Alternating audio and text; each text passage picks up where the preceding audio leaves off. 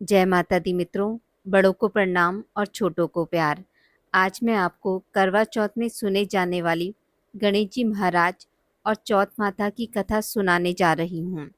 मन को शांत और कथा को धैर्य से सुने और कथा को सुनते समय हुंकारा अवश्य लगाएं। इससे आपको कथा का पूर्ण फल मिलेगा। चलिए शुरू करते हैं। एक बार गणेश जी महाराज अपना रूप बदलकर पृथ्वी पर भ्रमण करने लगे। उन्होंने एक बालक का रूप बना लिया।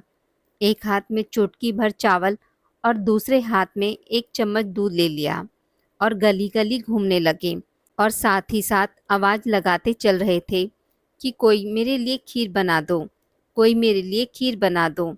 कोई भी उन पर ध्यान नहीं दे रहा था, बल्कि लोग उन पर हंस रहे थे। वे लगातार एक गांव के बाद दूसरे गांव इसी तरह चक्कर लगाते हुए पुकारते रहे, पर कोई खीर बनाने के लिए तैयार नहीं था। सुबह से शाम हो गई। गणेश जी लगातार घूमते रहे। एक बुढ़िया थी, शाम के वक्त अपनी झोपड़ी के बाहर बैठी थी। तभी गणेश जी वहां से पुकारते हुए निकले कि कोई मेरी खीर बना दो। बुढ़िया कोमल हृदय वाली स्त्री थी। उसने कहा, बेटा मैं तेरी खीर बना देती हूँ। गणेश जी ने कहा, माई अपने घर में से दूध और चावल के लिए बर्तन ले आओ।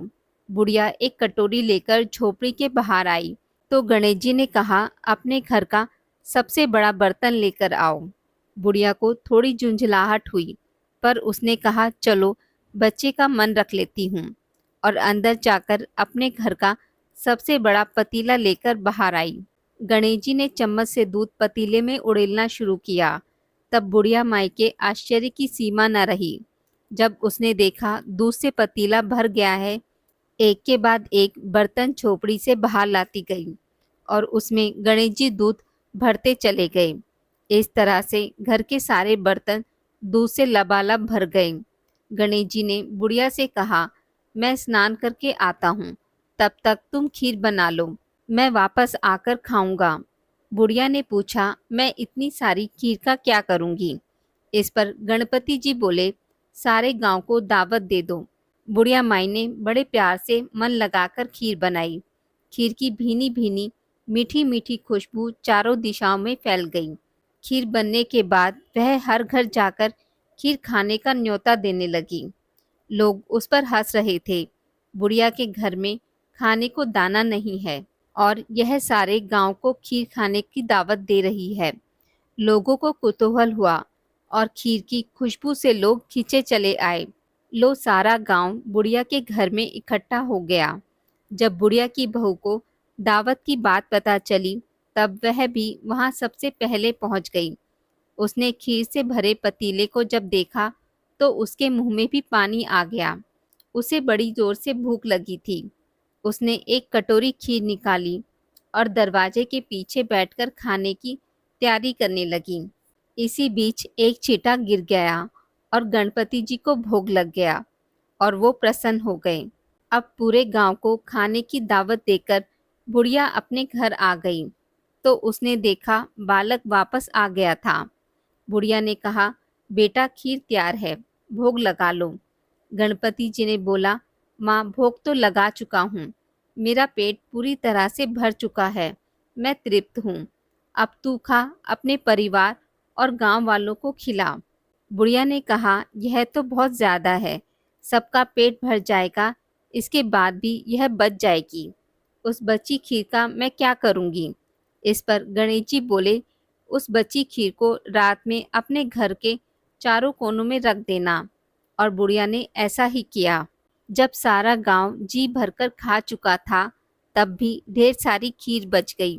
उसने खीर से भरे पात्रों को अपने घर के चारों कोनों में रख दिया। सुबह उठकर उसने क्या देखा? पतीले में खीर के स्थान पर हीरे जवाहरात और मोती भर गए हैं। वह बहुत खुश हुई। उसकी सारी दरिद्रता दूर हो गई। वह आराम से रहने लगी। हे गणेश जी महाराज, जैसी कृपा आपने बुढ़िया माई पे की, वैसी सभी पे करना। कहानी कहने वाले, सुनने वाले और हुंकारा भरने वाले पे भी अपनी कृपा दृष्टि बनाए रखना। करवा चौथ की कथा। बहुत समय पहले की बात है। एक साहूकार के 7 बेटे और उनकी एक बहन करवा थी। सभी सातों भाई अपनी बहन से बहुत प्यार करते थे, यहाँ तक कि वे पहले उसे खाना खिलाते और बाद में स्वयं खाते थे। एक बार उनकी बहन ससुराल से मैके आई हुई थी। शाम को भाई जब अपना व्यवसाय बंद कर कर घर आए तो देखा उनकी बहन बहुत व्याकुल थी। सभी भाई खाना खाने बैठे और अपनी बहन से भी खाने का आग्रह करने लगे, लेकिन बहन ने बताया कि उसका आज करवा चौथ का निर्जला व्रत है और वह खाना सिर्फ चंद्रमा को देखकर उसे अर्घ्य देकर ही खाना खा सकती है। चूंकि चंद्रमा अभी तक नहीं निकला है, इसलिए वह भूख और प्यास से व्याकुल हो उठी है। सबसे छोटे भाई से अपनी बहन की हालत देखी नहीं जाती और वह दूर पीपल के पेड़ पर एक दीपक जलाकर चलनी की ओट में रख देता है। दूर से देखने पर ऐसा प्रतीत होता है कि जैसे चतुर्थी का चांद उदित हो रहा हो। इसके बाद भाई अपनी बहन को बताता है कि चांद निकल आया है, तुम उसे अर्घ्य देने के बाद भोजन कर सकती हो। बहन खुशी के मारे सीढ़ियों पर चढ़कर चांद को देखती है, उसे अर्घ्य देकर खाना खाने बैठ जाती है। जैसे ही वह पहला टुकड़ा मुंह में डालती है तो उसे छींक आ जाती है। दूसरा टुकड़ा डालती है तो उसमें बाल निकल आता है और जैसे ही तीसरा टुकड़ा मुंह में डालने की कोशिश करती है तो उसके पति की मृत्यु का समाचार उसे मिलता है। वह बौखला जाती है। उसकी भाभियां उसे सच्चाई से अवगत कराती हैं कि उसके साथ ऐसा क्यों हुआ। करवा चौथ का व्रत गलत तरीके से टूटने के कारण देवता उससे नाराज हो गए हैं और उन्होंने ऐसा किया। सच्चाई जानने के बाद करवा निश्चय करती है कि वह अपने पति का अंतिम संस्कार नहीं होने देगी और अपने सतीत्व से उन्हें पुनर्जीवन दिलाकर रहेगी। वह पूरे 1 साल तक अपने पति के शव के पास बैठी रहती है, उसकी देखभाल करती है। उसके ऊपर उगने वाली सुई नुमा घास को वह एकत्रित करती जाती है। 1 साल बाद फिर करवा चौथ का दिन आता है। उसकी सभी भाभियां करवा चौथ का व्रत रखती हैं। जब भाभियां उससे आशीर्वाद लेने आती हैं तो वह प्रत्येक भाभी से यम सुई ले लो, प्रिय सुई दे दो, मुझे भी अपनी जैसी सुहागिन बना दो, ऐसा आग्रह करती है। लेकिन हर बार भाभी उसे अगली भाभी से आग्रह करने का कह चली जाती है। इस प्रकार जब छठे नंबर की भाभी आती है तो वह करवा उससे भी यही बात दोहराती है। यह भाभी उसे बताती है कि चूंकि सबसे छोटे भाई की वजह से उसका व्रत टूटा था, अतः उसकी पत्नी में ही शक्ति है कि वह तुम्हारे पति को दोबारा जीवित कर सकती है। इसलिए जब वह आए तो तुम उसे पकड़ लेना और जब तक वह तुम्हारे पति को जिंदा ना कर दे उसे नहीं छोड़ना। ऐसा कहकर वह चली जाती है। सबसे अंत में छोटी भाभी आती है। करवा उनसे भी सुहागिन बनने का आग्रह करती है, लेकिन वह टाल मटोली करने लगती है।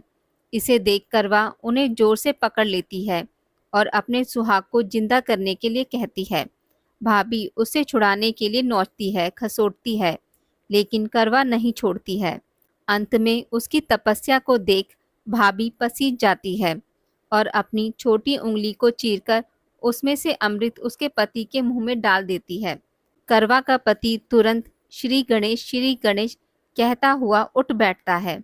इस प्रकार प्रभु कृपा से उसकी छोटी भाभी के माध्यम से करवा को अपना सुहाग वापस मिल जाता है। हे श्री गणेश, माँ गौरी, जिस प्रकार आपने करवा को चिर सुहागन का वरदान आपसे मिला है, वैसा ही सब सुहागिनों को मिले। आज की इस वीडियो में बस इतना ही। मित्रों, अगर आपको मेरी वीडियोस पसंद आती हैं तो इसे लाइक और शेयर ज़रूर करें और पूजा पाठ से जुड़ी जानकारी के लिए मेरे चैनल को सब्सक्राइब करना ना भूलें। धन्यवाद।